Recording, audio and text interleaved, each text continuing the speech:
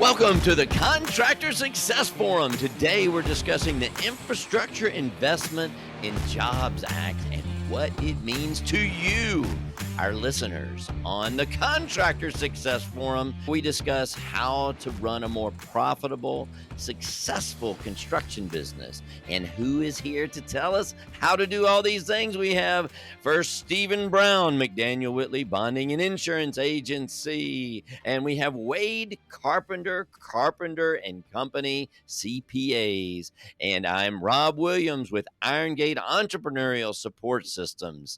So, guys, what is this IIJA, Infrastructure Investment and Jobs Act, and why the heck do we care? Well, if you're a contractor, you should know about this. That's, I guess, the whole point of the podcast. It's huge. This is huge. This is just this giant, just these behemoth people. They're the only ones that need to know about this. No. This affects everybody if you're in the construction industry. It's really big. And when I want to put it in perspective, I could say that when they built the federal highway interstate system, you remember that was back in the 50s when President Eisenhower said this is going to be done. And I remember also these I don't remember that from the womb. well, that's how it started. If you built any roads, it started somewhere, and Right. it started there. But you don't remember, and thank goodness I don't. But I do know that. And also, interestingly enough, the interstates had to be designed where you could land airplanes on them. So infrastructure, I guys, do know that. I did spend infrastructure. years wondering what those little airplanes were painted on the thing because they never, as a Yeah. pilot, they never taught us what those were.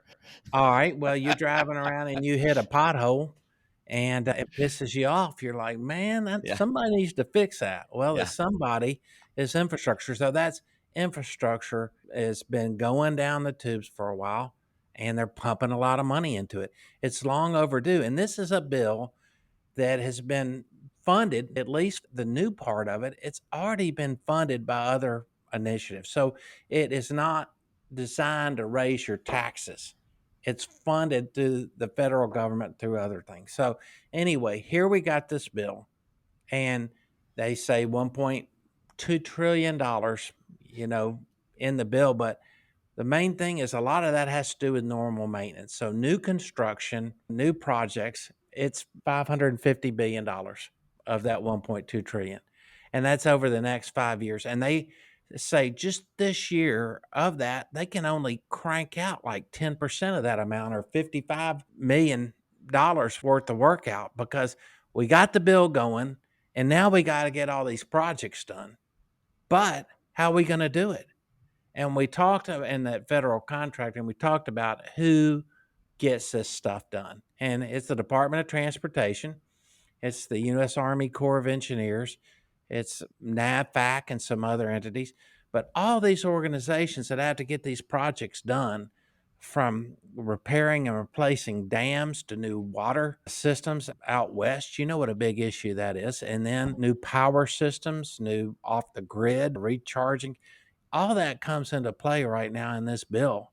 So it's exciting. And I can tell you that the people that are in charge of seeing these projects put out for bid, they're slammed. And I remember the Corps of Engineers looking to hire 55 new engineers now, just right now. So, guys, the federal government is behind the eight ball because of this COVID situation. But the money's real. It's there. It's funded. That's what you have to know. And it's going to happen. It's going to happen. Somebody's going to make money off of it. So if we've only got 10% of that whole new construction that's going out this year, remainder of this year, then what about the other 90% spread out over 5 years? Somebody's got to do it, and it's going to affect you. That's my point. It's going to affect you. And if you know about it, if you hadn't signed up on SAMs, if you hadn't put your company on the radar to take advantage of this, that's the thing that I wanted our listeners to hear. Stephen, Yeah. a lot of my contractors, especially the smaller guys, are kind of intimidated by this. They heard some of these things that were going into the infrastructure bill. They're going to put all this stuff in charging stations for vehicles and stuff like that. But a lot of the small guys feel like they can't get any benefit of that because they're not at a certain level. I know we Yeah. did an episode on, you did a great job of teaching us about federal contracting, but I think there's some intimidation factor out there. Well, yeah, it makes sense. You don't need to be intimidated. Of the 550 billion, 7.5 billion is electrical charging stations and so forth. So it's a very small percentage. But your point is it gets intimidating. Well, I can tell you that the big companies that are taking on the big projects, they need more subcontractors and suppliers than ever. They're desperate to find you. And one of the best ways to find you is through SAMs. That's how the government finds you and says, hey, whoa, so and so electrical. Man, I love Sam's. They got these great foot-long hot Yeah, dogs there stop that you that. Yeah, yeah. Well, what is Sam's again? it's What does that stand for? that is the Statistical Acquisition Management System of the U.S. government, Sam. Oh, it's not that wholesale place. Got it. Just Come on, just go listen to our Yeah, podcast. go back to the old episode. Well, hey, of this 550 billion we were talking about, 110 billion for roads and bridges. Okay, what goes into road and bridge construction? Do you supply any of that? $110 billion. Now, that's what the Department of Transportations of every state out there have been drooling over. And the problem is, do they have enough people? Do they have enough shovel-ready projects in place to get these things going? And do they have enough contractors to do the work? And what everybody's afraid of is no. So that's an opportunity for you to make money. Transit and road is included in that is 66 billion of road construction, 11 billion of improved safety, and another 39.2 billion in public transport. Also included in this bill 65 billion of broadband. Everybody's going to get the internet in the United States. Airports and other ports is 25 billion. Electric vehicles, I mentioned 7.5 billion. Power systems generation, 65 billion. Improved water systems, 55 billion. 8.3 billion alone just for Western water issues. 21 billion in pollution. Guys, there's a lot of lead pipe that has to be removed in the ground out there that's dangerous. And then we're talking about those PCBs and, potential problems with PVC pipes. That's a huge issue. 21 billion there. Then cybersecurity, 47.2 billion. That's in the bill. It's Wow. going to happen. The federal government is just not going to be hacked Like anymore, electrical utilities and stuff like that. especially with the grids. Yes. Yeah. And then there's 7.5 billion in what they call clean buses and ferries. That's public transportation money. So anyway, hey, that's the breakdown on it. Well, I don't know if you got any statistics on this, or you may have to do some research on it, but you mentioned the water out west, and a lot of the projects were up north, and we're here in the south. Is there anything that you can give us by region or state, how the money is allocated, or do you have any of those statistics? Well, as general rule, it's supposed to be allocated evenly, but it depends on your local politicians and their ability to get it. But they have prioritized this bill toward the most important things that have to be addressed. And you can say, guys, U.S. government's in charge of 2,600 dams nationwide, and 12 of them are failing. Money's got to go there. The safety of roads and bridges is number one. You know what happened when our Memphis bridge went out, Rob? Yeah. Okay. It cost a fortune to get it fixed quickly, but it was costing us more than a fortune every day to not have it in operation. Yeah, because those barges weren't allowed to go under it there for a Yeah. little while, and the cars couldn't go over the top. What was crazy is I didn't realize the barges were being held up. I guess what Right. they think the bridge was gonna fall on them or something, or Well, that was part of it. But then also you've got, as far as infrastructure concerned, think of it, guys, you've got bridges that are not over the Mississippi River, but just over anything, ditches, creeks, things that flood, things that wear away those bridges. There's a useful life to that and to building. There's a useful life. I don't care what it is, there's a useful life. And when that useful life is not being supported by replacements that need to be done, it's just got to be done. And it's long overdue. Another important consideration is, say you have a flood or hurricane, how important is it for those bridges to work and be available for you to leave town for your safety? the leader in all of this, as far as determining what that is the U.S. Army Corps of Engineers. And so they're going to prioritize, they're going to fight, but everybody's fighting. And remember, your legislators, your congressmen and your senators, not only do they want the money to come into your hometown and into their region, but they want the project to be done and they want to be out there at the ribbon cutting, getting votes out of it. And so you got the money there and then you got the politicians. And I can just say that this act was bipartisan. And that's, to me, an exciting thing about it. It was a bipartisan effort. It had to be done. It got done, and the money's there. So if we're heading in, we've got inflation now, and if we're heading into a recession, where can you find construction work? That's precisely where I was about to. We recently finished a podcast episode about whether we're possibly heading to a recession. And 10, 12 years ago, with the Great Recession in 2008 and all that time period, there was nothing coming behind it. And construction was hit pretty hard long after they said the recession was over.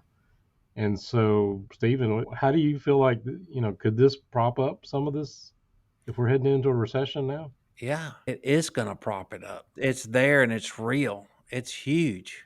This was the big question that I had a misconception of is, okay, aren't all these jobs just going to go to these big road contractors? How does the smaller contractor do this? And is some of that money set aside just for smaller businesses? Well, you need to talk to these bigger contractors and ask them, what are you looking for? Can my company help? I don't know. Tell me about your company. No, I don't think you can. Or, yeah, absolutely. It's dialogue. It's also your networking. You're always looking for new sales for your company. And part of that is just getting out there and find out what's going on. Look, for example, look at the Blue Oval project, which is the big project around Memphis right now. And it's outside of Memphis. And it's a That's big for the Ford electric Ford trucks, right? electric battery plant. It's big numbers. But when you think about how they broke it down, their construction manager, they went out there on the road and they did road shows, not only to every trade organization that's out there, but individually. Come meet us. Let's talk about the opportunities that are there. And that's going to be going on with this work as well. If you're in infrastructure and you're a supplier to that infrastructure, you're going to make money as long as you're bidding on it. And if you're not bidding on it, that means you don't know about it or you don't care about it. So I happen to have one client that's getting into the electric car thing. They thought there was a niche, and somebody, actually one of his buddies, came to him and brought it to him, and he realized that he actually has the people in different things he could retool up for that. He's not in that business at all, but he realized that it's a common, his trades, his company can support that. So they're out there going to do these charging stations because he was able to conveniently transfer some of the skills he had to that. And he's not an electrician, and it was interesting how you can look at some of these things and try to see how you can fit. well, you can make fun of it or you can pay through the nose for gas. $5 a gallon. One of my customers was talking about these self-driving cars, and I made the point to him. I said, as bad as you drive, even though there's some flaws in self-driving cars, it's better for society if you just get you a self-driving car. Anyway, his response to me, I can't share with our listeners, but it's out there. And I wanted to tell you that everybody out there in the construction industry, all your trade groups, if you don't belong to one, now's a good time to join. They will help you find this work. That's their job. That's why they exist. AGC, ABC, they're out there to help you find this work. They really are. And they all realize how important it is, and they are already ready to help you get this work. And so if you want to get into federal contracting, you can listen to our podcast. You can call me. I'll give you my 2 cents worth on it. And you can also join one of these trade groups. That's where the expertise in federal contracting comes from. You got to get started and you got to learn. But I believe, and a lot of other folks believe, it's well worth it. So, Stephen, if I could pivot a little bit here on this conversation, there's a lot of my smaller contractors that maybe they came through a recession and it hurt their credit or whatever. But typically with federal contracting, you got to get bonded, and a lot of people are intimidated or even go down that path. So can you talk about some of that, like some of the SBA programs or whatever might help some of these people that they've never experienced bonding? My advice would be just stay in fear and don't do anything No. because, it is intimidating, and I just think it's a whole lot better just to probably go back home and chillax. But, hey, no, come on. Guys, please. Just talk to a good bonding agent. You'd be surprised at that's all we do. Our job is to get you bonds. There's the SBA bonding program. There is always something you can do, and you always have to start somewhere. So please start. Call me, call a local bonding agent or that's been recommended, but find someone that knows their craft and can help you. And one thing that we were talking about earlier, guys, we've been doing what we've been doing a long time. So does that make us credible to give you advice? Well, you better believe it because I wouldn't be in business if I wasn't getting people bonds. That's my job. And also, guys, I don't get paid unless I get you bonds. So please, let's get that fixed if you're worried about that. Don't be intimidated by it. Also, the situation is this Jobs Act might be requiring you to get a larger bond program. And, you're getting hems and haws from your agent and your company. Well, now's the time to double and triple your capacity. If you're able to do it and you can prove that you're able to do this work, but the bonding company's holding you back, well, let me know. I'd be happy to help. I'd like to put a personal plug in there for Stephen myself. I remember sending a contractor to him, and he did everything he could to just sit down and talk to him and figure out what was going on and how he could help. And he was looking at different programs and things like that, and just counseling them. And so, Stephen, I appreciate how you work with these contractors because a lot of times it is really intimidating. And I Yeah. appreciate all the ones you've ever helped me with. Well, it's only as intimidating as what you think it is. And I can tell you that to me, the bonding industry is just a joy. I never had a midlife crisis where I wished I did something else, and knocking on wood, maybe. But nevertheless, I love it because it's just a win-win when everybody's working together. And that's also what it's going to take to get these jobs finished. Everybody communicating, everybody working together. So if you have an inkling that you might be interested in something like this, give Stephen a call, or if you've got somebody else that you're already working with, call him, ask him. If he can't answer it, give Mhm. Stephen a call. But I did it. I talked to Stephen. We were friends, and I was intimidated. I didn't think I was capable to be in the bonding programs, and I was really surprised. All contractors, if you ever worry, everybody has receivables and payables and things like that. That's all in your working capital. You might be surprised how bondable you actually are. Bonding doesn't mean that you haven't ever worried about your business. Right. So if you're worrying about it, that probably means maybe you're more bondable. If you're not worried about it, then you probably don't even realize you've got a problem. So That's worrying may right. be a first start towards your bonding. Right. So give them a call. Don't think that you're not qualified.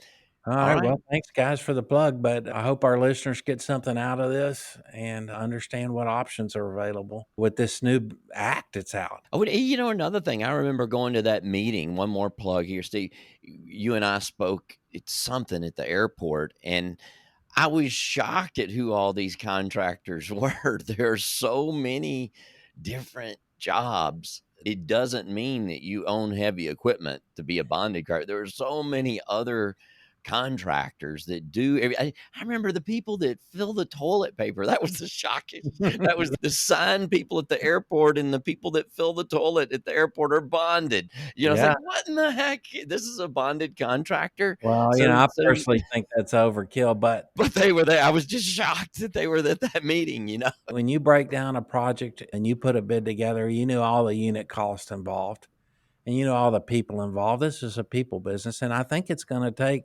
for this amount of money in this type of project, I think it's going to take everybody. Yeah. So we need you. They need you. The government needs you. They Yeah, need and you you. need to look into it. All right. Well, thanks a Okay. lot again. Anything Thank you. else? No, thanks for doing that. All right, this is great. We need to hear more and more about it, and it's just really surprising. And I'm sure as we go through, we're gonna be hearing more and more about it, and more people will be moving that direction with all this money coming in there, as long as they can get those jobs shovel ready or whatever we want to call those. So we're here at the Contractor Success Forum to help you figure that out, because we discuss how to become more profitable and successful in your construction business, and part of that is going to get more jobs. So thanks, and we will have more profitability and great tips on our next episode. So listen to the Contractor Success Forum. Stephen Brown, McDaniel Whitley Bonding, an insurance agency, Wade Carpenter, Carpenter and Company CPAs, and Rob Williams, Iron Gate Entrepreneurial Support Systems, all available, because you were waiting for this the whole time. Now that you have your pencils and your keyboards, Pencils. Contractor Success Forum .com. Since you're listening to this on the job pens, they got these carpenter pencils, Stephen. They're writing it on the boards right now, There so we they can go. take it back home at Yeah. contractorsuccessforum.com. All right, we'll see you on the next episode.